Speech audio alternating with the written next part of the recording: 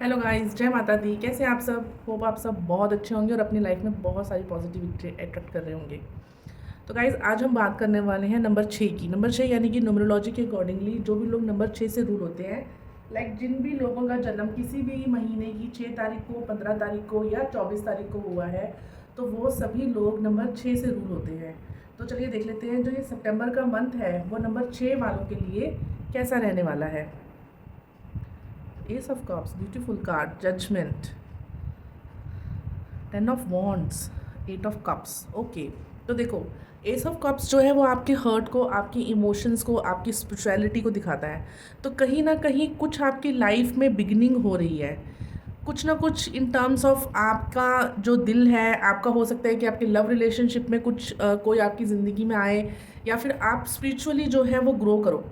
ठीक है, मतलब आपका मन करे भगवान मंदिर में जाने का, भगवान के मंत्रों का जाप करने का, लोगों से अच्छी बातें जो कि धार्मिक बातें होती हैं वो सब करने का।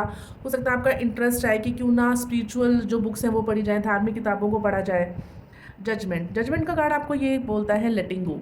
ठीक है, अब लग रहा है जैसे आपने देखो एक इसके बाद 10 ऑफ वॉन्ड्स का कार्ड आया, 10 of wands, then again 8 of cups. तो यहाँ पे मुझे ये सारे कार्ड्स जो मिलके जो बता रहे हैं वो ये बता रहे हैं कि सम हाउ आप ना ओवर बर्डनड हो, आप बहुत ज़्यादा सोच रहे हो। एक तो आपके पास काम बहुत ज़्यादा है, आपके पास फिजिकल वर्क अगर मैं बोलूँ, या कोई चीज़ों को बर्डनड लेके आप बहुत ज़्यादा चल रहे हो। किसी ने आपको कुछ कहा है, आप सब कुछ अपने दिमाग में उसको लेके चल रहे हो। तो आपको यहाँ पे ये बोला जा रहा है कि लेट गो कर दो, उसको छोड़ दो। जो जिसने बोला, जो जैसा बोएगा वैसा पाएगा, उसके साथ ईश्वर खुद से इंसाफ कर देंगे। तो आपको दूसरों के लिए जजमेंट जो है नहीं करनी है। अगर किसी ने आपके साथ गलत किया है तो माता रानी आपको बोल रही है कि उसको मेरे लिए छोड़ दो, मैं देख लूँगी उसके लिए क्या करना है। नेक्स्ट 10 ऑफ वॉन्ड्स का कार्ड बोल रहा है अगर आप बहुत ज़्यादा ओवर बर्डनड हो अपने काम को लेके, आपके पास बहुत सारी रिस्पॉन्सिबिलिटीज़ हैं, तो प्लीज़ अपनी रिस्पॉन्सिबिलिटीज़ को बांटना सीखो। ऐसा नहीं हो सकता, मैं हमेशा बोलती हूँ कि घर के सारे काम, ऑफिस के सारे काम आप कर लेंगे, कुछ चीज़ें आपको बांटनी पड़ेंगी। हो सकता है कि कहीं ना कहीं आपको लगता हो जितना बेटर आप करते हो चीज़ों को उतना बेटर सामने वाला नहीं करेगा, लेकिन जब तक आप मौका नहीं देंगे सामने वाला सीखेगा कैसे? हर टाइम तो आप किसी का हाथ पकड़ के नहीं चल सकते ना, हर टाइम नहीं, ये पॉसिबल नहीं है। नेक्स्ट 8 ऑफ कप्स, तो यहाँ पे एक तो आपको लेटिंग गो के लिए बोला जा रहा था, दूसरा आपको यहाँ पे ये बोला जा रहा है कि कहीं ना कहीं आप उन चीज़ों से दूर जा रहे हो, उन लोगों को इग्नोर कर रहे हो, मतलब लेट गो कर रहे हो आप आने वाले टाइम में, जो आपके लिए काम नहीं कर रहा, जो लोग आपको सिर्फ और सिर्फ गलत बोलते हैं, आपको परेशान करते हैं। आपको कहीं ना कहीं जो है वो ये फील हो रहा है कि ये जो टाइम है वो टाइम जो है पुरानी बातों को सोचने का, पुराने लोगों के साथ जीने का नहीं है। ये जो टाइम है वो टाइम जो है, अब आपको ये लग रहा है कि भाई बहुत हो गया, मैंने बहुत टाइम दे दिया लोगों को, बहुत सोचा कि ये लोग आज सुधर जाएंगे, कल सुधर जाएंगे, पर ये लोग नहीं सुधरते। तो इट्स बेटर कि अब मैं इस जोन से बाहर आ जाऊँ। समटाइम्स क्या होता है कि आप किसी को देते जा रहे हो, देते जा रहे हो, देते जा रहे हो, आपको लगता है कि यार एक ना एक दिन तो बंदा जो है वो सुधरेगा, लेकिन वो बंदा नहीं सुधर रहा। तो अब जो है आपको लग रहा है 8 ऑफ कप्स, देखो फुलनेस का कार्ड है, ये कप्स, ये कप्स, तो कहीं ना आपके दिल से कोई चीज़ जुड़ी है, आपका रिलेशन हो सकता है। और आप ना कहीं मुझे लगता है आपको लग रहा है यार बहुत हो गया इन चीज़ों का, अब आप जा रहे हो ईश्वर की तरफ। होता है ना, जब हमें लोगों से दुख मिलता है, लोग हमें समझते नहीं है, तो हम किसका सहारा लेते हैं? भगवान का सहारा लेते हैं। तो आप कहीं ना कहीं अंदर से आप स्पिरिचुअली ग्रो कर रहे हो, अपने जो है इनर अवेकनिंग की बात कर रहे हो, मतलब अपने आप को अब आप चाहते हो कि कुछ काफ़ी हो गया यार, चीज़ें बहुत कर ली, कुछ रिजल्ट नहीं आ रहा, नाउ इट्स टाइम कि अब मैं खुद को समय दूंगा या दूंगी। ठीक है, भोले बाबा आपको क्या बोल रहे हैं, देखिए यहाँ पे भी आपको शिवा, थैंक यू भोले बाबा, उन्होंने यहाँ पे जस्टिफाई कर दिया कि आपको, वो भी यही बोल रहे हैं कि भगवान की पूजा, मतलब आपको जाप करना चाहिए, पूजा करनी चाहिए। तो कुछ ना कुछ आपकी लाइफ में ऐसा हो रहा है जो आपको ये बोल रहा है, मतलब कोई दुख से आप निकल रहे हैं, चीज़ों से आप बहुत टाइम से एक जगह फंसा हुआ फील कर रहे हैं, तो बस आप ना अब उससे निकल रहे हैं, बस ये समझ लीजिए अब वो समय हो गया पूरा। Delay, wait for the right time, यहाँ पे आपको बोल रहा है जो आप जैसा सोच रहे हो कि सामने वाला बदल जाएगा, ऐसा हो जाएगा, तो ये सही समय नहीं है। जनरली आप किसी को नहीं बदल सकते, और वो जो आप जब आप किसी को बदलने के लिए निकल पड़ते हैं ना, तो वो सबसे ज़्यादा दुख आपको पहुंचाता है, क्योंकि सामने वाला नहीं बदलेगा। आपको खुद को बदलना पड़ता है हमेशा कि भाई सामने वाला ऐसे ही करेगा, मुझे देखना है कि मुझे कैसे पीस मिलेगा, क्लैरिटी मिलेगी अपने लाइफ में।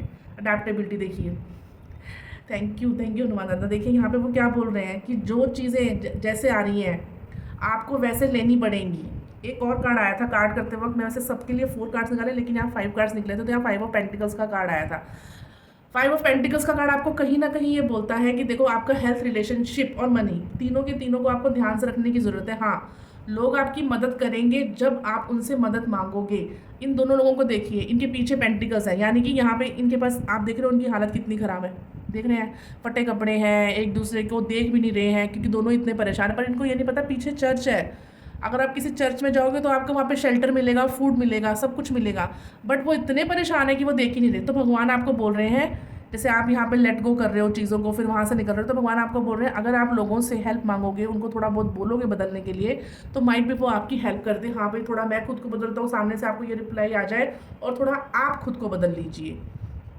इसी से ये कार्ड जो है ये आया है कि देखिए आपको जो है ना फ्लेक्सिबल रहना होगा। फ्लेक्सिबल यानी कि आप रिजिड नहीं हो सकते कि भाई मैं तो ऐसे ही काम करता हूँ, मैं तो ऐसे ही काम करूँगा।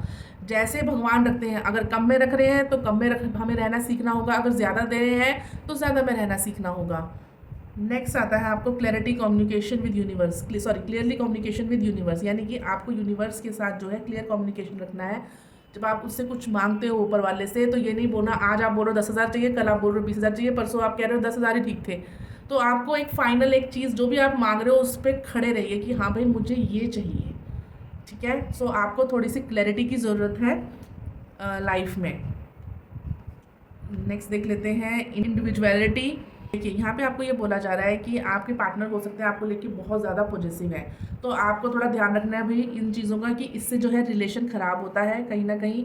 तो ये इसीलिए ये ना हो रहा हो कि आपको लग रहा है कि भाई मैंने बहुत कर लिया, मैं फंस गई हूँ यार, कितनी सुनूँ सामने वाले की कि हाँ यार ये नहीं करना, वो नहीं करना, वहाँ नहीं जाना, यहाँ नहीं जाना, ऐसे मत बैठो, ऐसा मत पहनो, ऐसा मत खाओ।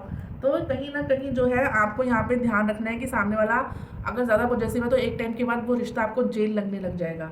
और अगर सामने वाले के आपको रेड फ्लैग्स दिख रहे हैं, यानी कि red flag in the sense कि सामने वाला आपको दिख रहा है कि आपके फेवर में नहीं है, आपकी बात को नहीं सुन रहा है, नहीं समझ रहा है, तो दिस इज़ द टाइम कि आप उस रिलेशन से निकल जाइए, क्योंकि आपके दोनों ही कार्ड्स ऐसे आए हैं।